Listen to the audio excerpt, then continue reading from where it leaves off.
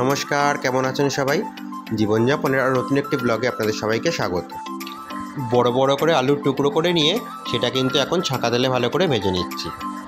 আর তারপর সেই ছাঁকা গরম তেলটাতেই কিন্তু কেটে রাখা পেঁয়াজ এখানে আমি অ্যাড করে দিচ্ছি। এই পেঁয়াজ অ্যাড করার পর এটাকে কিন্তু ভালো করে ভাজতে হবে, লাল লাল যতক্ষণ না হচ্ছে। আজকে আমি এটা এখন মাংস রান্না করছি, খাসির মাংস। তবে আমার বাড়ির জন্য কিন্তু করছি না, এটা রান্না করছি আমার হোম সার্ভিসের অর্ডার আছে সেই জন্য। আর দেখুন এখানে কিন্তু মাংসটাকে ফ্রিজ থেকে বার করে বরফটা কাটার জন্য রেখে দিয়েছি। আজকে এখানে আছে 2 কিলো মাংস। আর যখন পেঁয়াজটা লাল লাল মোটামুটি ভাজা হয়ে গেছে তখন এতে অ্যাড করে দিলাম আদা রসুনের পেস্ট। মিক্সিতে আগেই আদা রসুনের পেস্টটা একসঙ্গে করে রেখে দিয়েছিলাম, এখন সেটাই অ্যাড করলাম। এবার ভালো করে এটাকে নাড়াচাড়া করে নিয়ে এতে অ্যাড করে দিচ্ছি হলুদ গুঁড়ো পরিমাণ মতন, তারপর লঙ্কা গুঁড়ো, আর এখন অ্যাড করে দেবো এর মধ্যে নুন। সব কিছু মশলা মোটামুটি অ্যাড করে দিয়ে ভালো করে কিন্তু নাড়াচাড়া করে কষতে হবে। যতক্ষণ না মাংসের রান্না থেকে এই পেঁয়াজের কষা থেকে তেল ছাড়ছে ততক্ষণ কিন্তু কষিয়ে যেতে হবে। মোটামুটি যখন তেল ছেড়ে গেছে তখন কিন্তু আমি মাংসগুলোকে অ্যাড করে দিলাম। এখানে আছে আজকে 2 কিলো মাংস, সেই জন্য কিন্তু সেই মতনই মশলার সব মাপ দিয়েছি। মাংসগুলোকে অ্যাড করে দিয়ে ভালো করে কিন্তু নাড়াচাড়া করে মশলার সঙ্গে মিশিয়ে নিচ্ছি। এক হাতে ফোন ধরেছি আর এক হাতে খুন্তি ধরেছি, সেই জন্য বারবার কড়াইটা স্লিপ কাটছে।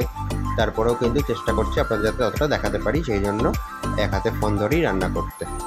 এই যে ভালো করে কিন্তু মাংসটাকে কষাতে হবে। যত আপনি মাংস কষাবেন তত কিন্তু মাংসের টেস্ট আসবে। যতক্ষণ না দেখুন রং পাল্টাচ্ছে, আস্তে আস্তে তেল ছাড়ছে, ততক্ষণ কিন্তু এরকম কষিয়ে যেতেই হবে। আর ওই যে ছোটো গ্যাসে আমি বসিয়ে দিয়েছি একটু গরম জল, এতে কিন্তু মাংসটাতে কিন্তু আমি একটুও ঠান্ডা জল ইউজ করবো না।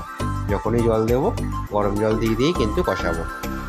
দেখুন মোটামুটি কিন্তু তেলও ছেড়েছে এবং রঙটাও এসছে। যখন মোটামুটি কড়াইটা শুকিয়ে এসছে তখন আমি এতে অ্যাড করলাম 2-3 হাতা মতন গরম জল। এই জলটা দেওয়ার পরে কিন্তু আবার কষাতে হবে।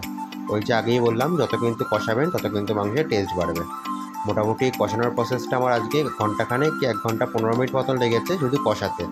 এরপর তো বাকি রান্না, সিটি মারা, প্রেশারে সব কিছু আলাদা। আপনারা কীরকমভাবে মাটন রান্না করেন সেটা কিন্তু একটু পারলে কমেন্ট করে আমাকে জানাবেন। এই মাটন কিন্তু আমাদের বাড়িতে আগে প্রায়ই হতো, প্রায় রেগুলার বললেই চলে, কারণ আমি কিন্তু মাটন খেতে খুব ভালোবাসতাম বা এখনও ভালোবাসি। দেখুন মাটন থেকে কিন্তু ভালোই তেল এখন ছেড়ে গেছে, আর রঙটা দেখেছেন কি সুন্দর এসে গেছে। এবার কিন্তু মোটামুটি কষানো হয়ে গেছে। এই যে জল শুকাচ্ছে বলে বারবার জলটা আমি দিয়ে গরম জল দিয়ে কিন্তু কষাচ্ছি, না হলে কিন্তু তলাটা ধরে যাওয়ার ভয় থেকে যাবে।